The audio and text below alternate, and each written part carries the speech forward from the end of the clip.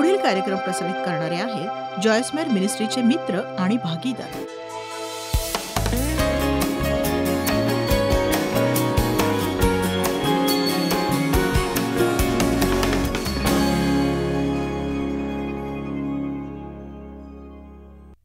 मला सांगा, तुमचं देवाप्रतीचं प्रेम खूप मजबूत अभेद्य आहे का? म्हणजे जर एखाद्या अशा मार्गावरून तुम्हाला चालावं लागतंय जो मार्ग तुम्ही निवडलेला नाही, जिथे तुम्हाला खूप गमवावं लागतंय, खूप किंमत मोजावी लागतेय, आणि तरीही ते करताना तुम्ही देवावर तितकाच विश्वास, प्रेम आणि निष्ठा ठेवता. बघा, खूपदा आपलं देवाप्रतीचं प्रेम हे एक भावनात्मक प्रेम असतं, फक्त काही वाटणंच असतं. आपण आज जितक्या तन्मयतेनं भक्ती केली तितकं प्रेम कुणी येशूवर का करू शकत नाही? बघा, मला तर या इमारतीच्या वर कुणीतरी उचलतंय असं वाटतं नेहमी. रंगून जाते मी, देवाप्रती तन्मयतेनं प्रेम व्यक्त करते. या पद्धतीने आपला आत्मा समर्पित करणं आणि देवाला शरण जाणं हे चांगलं आहे. आणि मग त्याच नादात मी तुम्हाला शिकवण देते आणि सगळं वातावरण भारलेलं असतं अगदी, पण तुम्हाला घरी जावं लागणार आहे आणि आम्ही तिथे तुमच्याबरोबर नाही.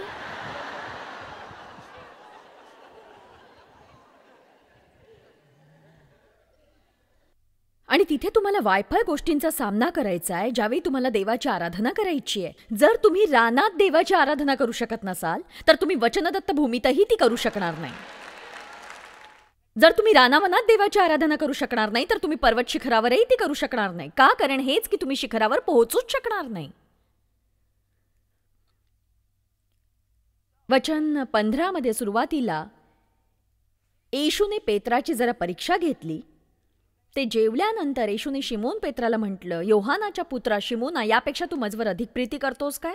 कारणाकरता हेतुपूर्वक आध्यात्मिक समर्पणतेने, किंवा जसं मी तुझ्यावर करतो तसं.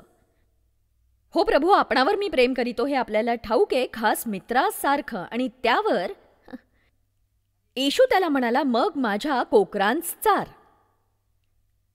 तो पुन्हा त्याला म्हणाला. येशूने सर्व गोष्ट पुन्हा विचारली. तो पुन्हा म्हणाला, माझ्या मेंढरांस पाळ. आणि मग वचन 17 मध्ये तीच गोष्ट त्याने तिसऱ्यांदा विचारली, तू माझवर प्रेम करतोस काय? एखाद्या खास मित्रासाठी असते तसे खोल प्रेम. त्यावर पेत्र दुःखी होऊन त्याला म्हणाला की प्रभो, आपल्याला सर्व ठाऊक आहे, मी आपणावर प्रेम करतो. आणि पुन्हा एकदा येशू म्हणाला, माझ्या मेंढरास चार. आता इथे दोन वेगवेगळे संदेश आहेत. पहिला म्हणजे येशू म्हणतोय, बरं, जर तू माझ्यावर प्रेम करत असशील तरी कुणाला तरी मदत करू लागतो. आणि हेच आपण लक्षात घेत नाही. जर तू माझ्यावर प्रेम करत असशील, माझ्या मेंढरांना चार. तू माझ्यावर प्रेम करत असशील, माझ्या मेंढरांना चार, माझ्या मेंढरांना चार. प्रत्येक दिवशी आपणच स्वतःला विचारायची गरज आहे, मी इतर कुणाला मदत करतोय का? तुमच्या घरात एक फलक लावा, तो बाथरूम मधल्या आरशावर लावा, फ्रीजच्या दरवाजावर लावा, जिथे तुम्ही अनेकदा जाता. मी इतर कुणाला मदत करतोय का? मी मेंढरांना चारतोय का? मी कोकरांना चारतोय का? मी इतर कुणाच्या जीवनात काही फरक आणतोय का? देवाप्रतीचं प्रेम दर्शवतोय का? देवाप्रतीचं, देवाने आपल्या आयुष्यात आणलेलं प्रेमाचं चक्र तोवर पूर्ण होत नाही जोवर आपण इतरांच्या गरजा भागवत नाही.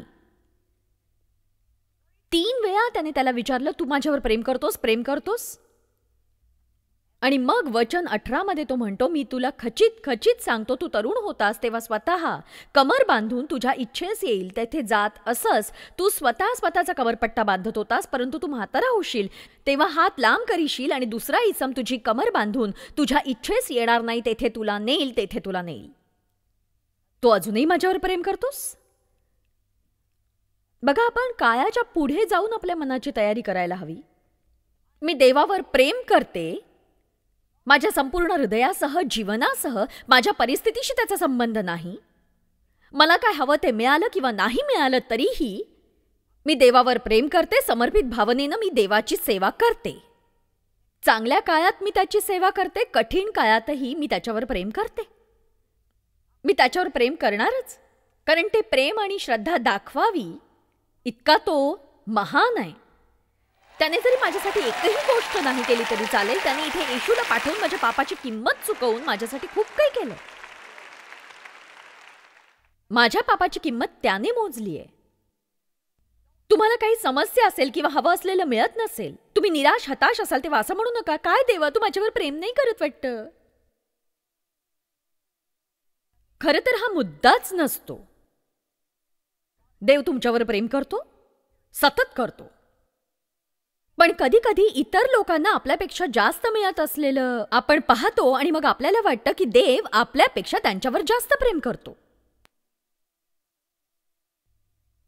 असं करू नका. तुम्ही इतरांकडे पाहून स्वतःची तुलना करू नका.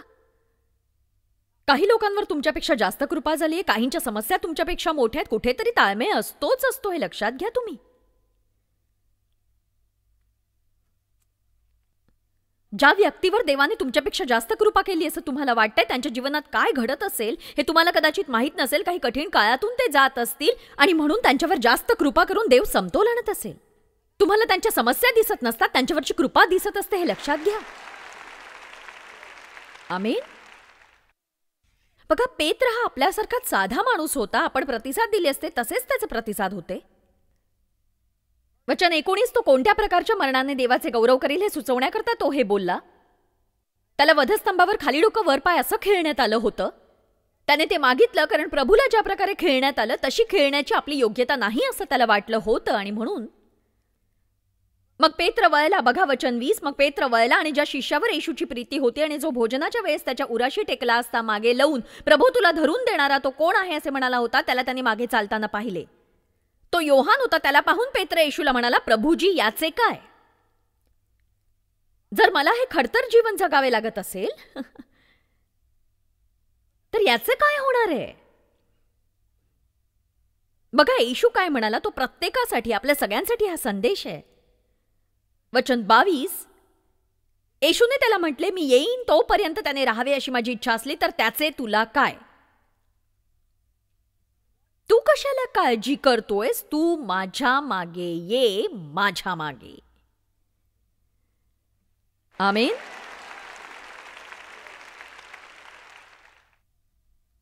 आपण देहात चालत राहून, भावनांवर जगत राहून देवाच्या आशीर्वादाची अपेक्षा करू शकत नाही, हे लक्षात घ्या तुम्ही. अशी कितीतरी सुंदर वचनं आहेत जी मी तुम्हाला ऐकवू शकते, पण मी असं करणार नाही कारण मला आणखी 2 मुद्दे चर्चेत घ्यायचे आहेत. तुमची मनस्थिती अशी ठेवा की मी भावनांवर आधारित असे निर्णय कधीही घेणार नाही, नक्कीच नाही. माझ्या जीवनात जे चाललंय त्याबद्दल मला चांगलं वाटू दे किंवा नको वाटू दे, मी देवावर प्रेम करणार, मी देवाची आज्ञा पाळणार, मग भले मला पायाविषयी वाटो अथवा न वाटो. महत्वाचे निर्णय घेण्याआधी माझ्या उच्चंबळलेल्या भावनांना मी शांत करणार, कारण जर मी तसं केलं नाही तर मी मोठ्या संकटात सापडेन. याचबरोबर पुढची गोष्ट तुम्ही करावी असं मला वाटतं ती म्हणजे याबाबत तुम्ही सतत विचार करा की तुम्ही तुमचं चारित्र्य या प्रकारे विकसित करू शकता. असं म्हणत राहा की मी खरंच खूप उदार व्यक्ती आहे, मी खूपच उदार व्यक्ती आहे. बघा, मी खूपच उदार व्यक्ती आहे. उदार असण्यासाठी तुम्ही आठवड्यातून एकदा दानधर्म करणाऱ्या व्यक्तीपेक्षा अधिक काही देण्याची तयारी ठेवायला हवी. चर्चमध्ये देणं शिकणं हा सुद्धा कसं आयुष्य जगायचं याचा सरावच आहे. मला फक्त तुम्ही अर्पण द्यायला नकोय, तर तुम्ही देणं शिकायला हवं आहे. आणि त्यामध्ये फरक आहे. कंजूष कोत्या मनोवृत्तीच्या लोकांचं आयुष्यही क्षुद्र आणि छिन्न स्वरूपाचं करुण असतं. ते मला आवडत नाहीत, मी त्यांच्यामुळे अस्वस्थ होते.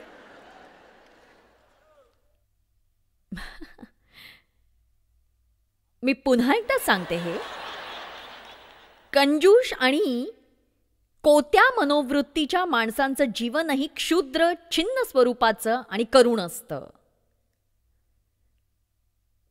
त्यांना जे करायचंय ते कसं बसं पुरं करतात आणि असे लोक मला अस्वस्थ करतात कारण त्यात देवाचा आत्मा नाही. इफिस्करांस 3:20 म्हणतं की आपण ज्याची काही मागणी किंवा कल्पना करीतो त्यापेक्षा आपल्यामध्ये कार्य करणाऱ्या शक्तीने फारच फार करावयास देव शक्तिमान आहे. बघा, आपल्याला जर देवासारखं व्हायचं असेल तर आपण अधिक काही हे केलंच पाहिजे. गरजेपेक्षा जास्त करायला हवं, अपेक्षेपेक्षा जास्त करायला हवं, नेहमी उदार असायला हवं. आणि जर आपण असे वागलो नाही तर मला नाही वाटत की आपण देवाच्या आत्म्यात असू. कारण आपला नैसर्गिक स्वभाव असतो स्वार्थी आणि स्वकेंद्री होण्याचा, म्हणून तुमची मनस्थितीच तुम्ही तशी बनवली पाहिजे. मी खूप उदार व्यक्ती आहे, मी दानधर्म करण्याची संधी शोधतोय, अशाच पद्धतीने तुम्ही विचार करायला हवा. सकाळी उठल्या उठल्या देवाला विचारा, देवा मी कुणाला बरं मदत करू शकेन. असं नाही की मी कशी मदत करू शकेन, देवा मी कुणाला मदत करू. जर मला एकच संदेश द्यायला सांगितला जो मला टीव्हीवरून द्यायचा आहे, कारण वेळेच्या मर्यादेमुळे मी फार काही सांगू शकत नाही, तर मी एकच संदेश जो देईन तो खरंच हाच असेल की स्वतःवरचं लक्ष बाजूला करा आणि दुसऱ्या कुणासाठी आपण जास्तीत जास्त काय करू शकतो याचा विचार करा. कारण स्वतःला जोवर तुम्ही विसरत नाही आणि उदार मनाचे होत नाही तोवर आनंद म्हणजे काय ते तुम्हाला कळणार नाही. नीतिसूत्र 1:19 बघूया आपण आता. तुम्ही सगळे ठीक आहात ना? ओ, मला मजा येतेय. धनाचा लोभ धरणाऱ्या सर्वांची गती अशीच आहे, ते आपल्या मालकांचा जीव घेते, आपल्या मालकांचा जीव घेते. बघा, लोभी माणसं सामान्य जीवनही जगू शकत नाही. 2 करिंथ अध्याय 9 वचन 6 बघूया. तुम्ही इथे नुसतेच शरीराने उपस्थित असाल आणि ही संदेश स्वीकारण्याची वेळ असेल, लोकांवर कृपेच्या वर्षावाची वेळ असेल, तर मनाने इथे राहा. आणि ही खरंच खेदाची बाब आहे. म्हणजे लोक नुसतंच यायचं म्हणून इथे येतात आणि त्यांना वाटतं की त्यांना सगळं काही कळलेलं आहे. आम्ही येऊन बसलो इथे. बघा, प्रत्येक ठिकाणी लोक तुमच्याशी पैशाबद्दलच बोलतात. चर्चच असं ठिकाण आहे की जिथे तुम्ही स्वतःला विसरता.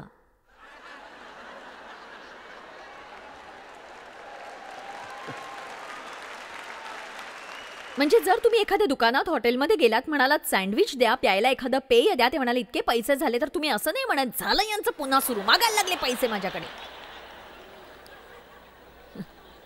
अशा वेळी तुम्ही पैसे देता, त्यावेळी त्याबाबत वेगळा विचार करत नाही तुम्ही.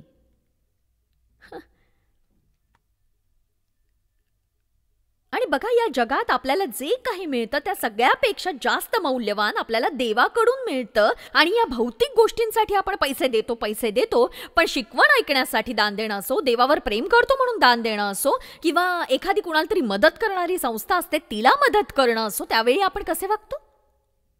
2 करिंथ अध्याय 9 वचन 6 हे ध्यानात आणा की जो हात राखून पेरितो तो जो कंजूष आहे तो त्याच मानाने त्याची कापणी करील, आणि जो सढळ हाताने पेरितो तो त्याच हाताने त्याची कापणी करील. देण्याची वृत्ती हवी, कुणाला तरी देण्याची संधी शोधायला हवी. तो त्याच हाताने त्याची कापणी करेल, त्यावर कृपा होईल. प्रत्येक जणाने देणारा व्हा, आणि ते सुद्धा नाखुशीने, दुःखाने किंवा सक्तीने नव्हे, तर त्यासाठी आपले मन तयार करा आणि हृदयातून हे देणे येऊ द्या. कारण संतोषाने देणारा देवाला आवडतो, त्याला त्यात आनंद आहे, तो इतर गोष्टींपेक्षा अधिक देतो आणि ते सर्व थांबवावे असे त्याला कधीही वाटत नाही. असा कुणी संतोषाने देणारा, ज्याचं हृदय देण्यासाठी आतुर आहे, सर्व प्रकारची कृपा, प्रत्येक लाभ आणि ही कृपा तुम्हावर होऊ देण्यास देव शक्तिमान आहे. कृपा पण कशी? विपुल, जेणेकरून तुम्हा सर्व गोष्टीत सगळा पुरवठा नेहमी होऊन प्रत्येक चांगल्या कामासाठी तुम्हाजवळ सर्व काही विपुल व्हावे. सर्व स्थितीत, सर्व गरजांमध्ये तुम्ही स्वयंपूर्ण राहाल. देव आपल्याला विपुल पुरवठा करण्यास शक्तिमान आहे, पण कंजूष माणसासाठी तो हे करणार नाही.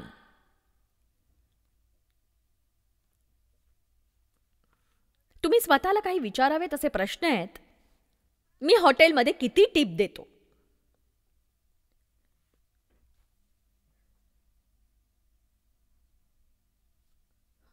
असो, ते खूपच झाले. ठीक आहे, आपण दुसऱ्या प्रश्नाकडे वळूया.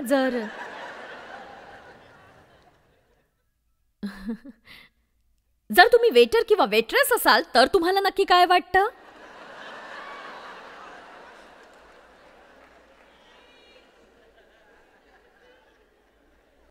कोणत्या प्रकारच्या भेटी तुम्ही देता?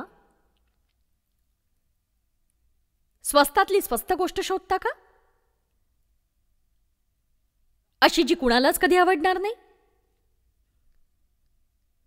केवळ घ्यायची म्हणूनच ती घेतलीये का? मग त्यापेक्षा घरात असलेलीच एखादी वस्तू द्या ना.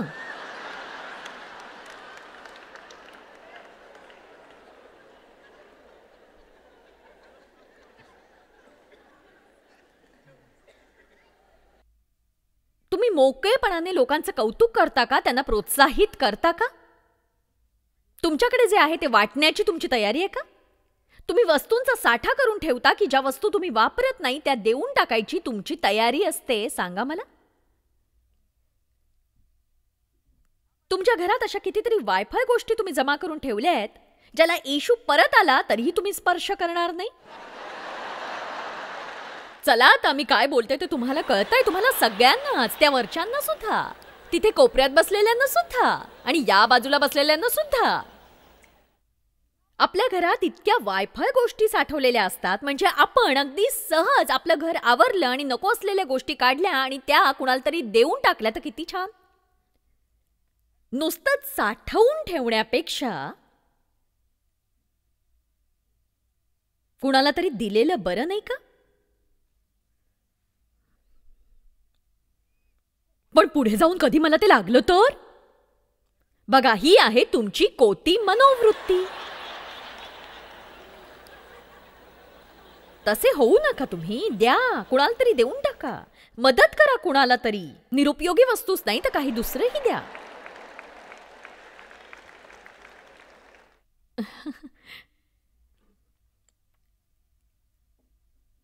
मागे एकदा मी नव्या गाद्या आणि काही अंथरुणं विकत घेतली.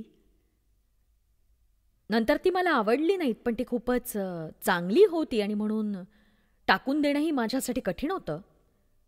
मला त्याहून महाग काहीतरी घ्यायचं होतं आणि म्हणून मला या विकून टाकायच्या होत्या.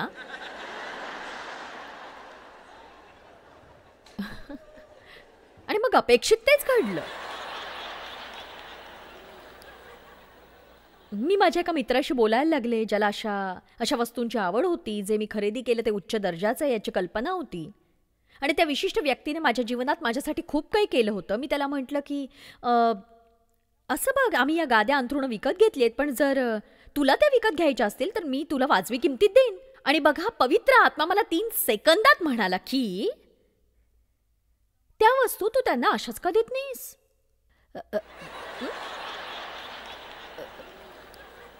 हो, म्हणजे हरकत नाही, पण म्हणजे मी सामान्य स्थितीतही असं म्हणू शकले नाही. मी गोंधळून गेले आणि बघा, इथेच तुमची कंजूष वृत्ती दिसते ज्याचा काहीच उपयोग नसतो खरं तर.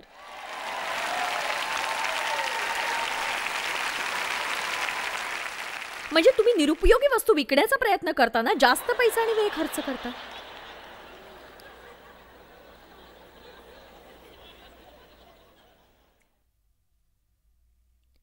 बघा, आपल्या या गोष्टींचं देवही कौतुक करतोय.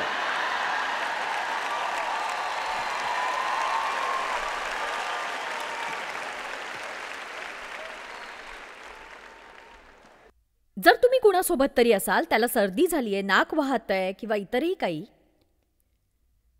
आणि तुम्हाला वर्षभरात सर्दी झालेली नाही, तुमच्याकडे सर्दीच्या गोळ्यांचं अख्खं पॅकेट आहे, तर तुम्ही त्याला एक गोळी द्याल की अख्खं पॅकेट देऊ शकाल? सांगा मला.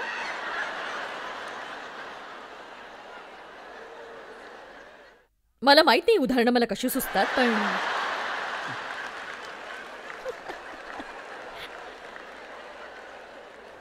तुम्ही हॉटेलमध्ये गेलात, सुंदर व्ह्यू असलेल्या चेअरवर तुम्ही दुसऱ्या कुणाला बसू द्याल की तुम्ही स्वतः बसाल? मला त्या खुर्चीवर बसायचं, तिथून छान दिसतंय सगळं. तुम्ही छोटासा मांसाचा तुकडा घ्याल की मोठा मांसाचा तुकडा घ्याल?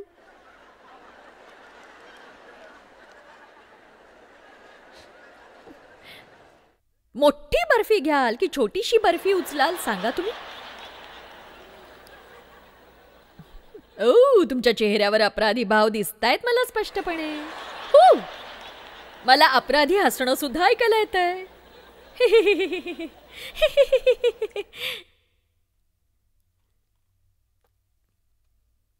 तुम्ही विचार करायला सुरुवात करायला हवी की मी खूप उदार व्यक्ती आहे, मी खूपच उदार व्यक्ती आहे.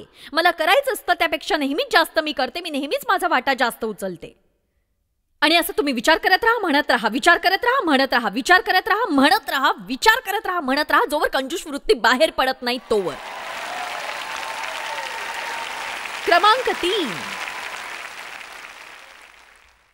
आज मला सांगायची असलेली शेवटची गोष्ट आहे ही, ज्यावर तुम्ही विचार करावा, यावर तुम्ही मनन करायला हवं. मी काय बोलते त्याबद्दल मी खूप सावध असते. नीतिसूत्र 18. मी काय बोलते याबद्दल मी खूपच सावध आहे. आज मी बसले होते, माझ्याकडे वेळ होता आणि मी जिभेबाबत वाणीबाबत अनेक वचनं वाचली आणि माझ्या लक्षात आलं ती आपणा सगळ्यांचीच उणीव आहे. आपण जे विनाकारण आणि वायफळ बोलतो त्यामुळे आपण अनेक संकट निर्माण करतो आणि पवित्र आत्म्याच्या नियंत्रणाखाली आपण आपल्या वाणीला आणू शकणार नाही जर आपण खरंच बायबलचा अभ्यास केला नाही, मनन केलं नाही तर. आपल्याला जर खरोखर शक्तिमान जीवन जगायचंय तर ही महत्वाची गोष्ट आहे, आपण केली पाहिजे, ज्यातून काही महत्त्वपूर्ण साध्य होईल असा एक शक्तिमान विचार आहे असं मला वाटतं. त्यासाठी एक विचारसत्र ठरवा, ठाण मांडून बसा आणि म्हणा, मी काय बोलते याबद्दल मी खूपच सावध आहे. मी बोलण्याआधी विचार करते. मी निष्फळ, व्यर्थ, निरुपयोगी शब्द बोलत नाही, नक्कीच नाही. नीतिसूत्र 18, 20 ते 21. मनुष्याला आपल्या तोंडाळपणाची फळे पोटभर खावी लागतात. त्याला आपल्या वाणीचे पीक भोगिले पाहिजे. आपल्या शब्दांचे परिणाम होतात जिवेच्या हाती मृत्यू आणि जीवनही आहेत. तिची आवड धरणारे तिचे फळ भोगितात.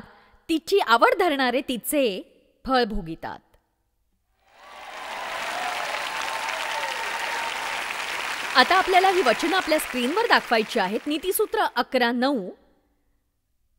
अधर्मी आपल्या तोंडाने आपल्या शेजाऱ्याचा नाश करीतो. अधर्मी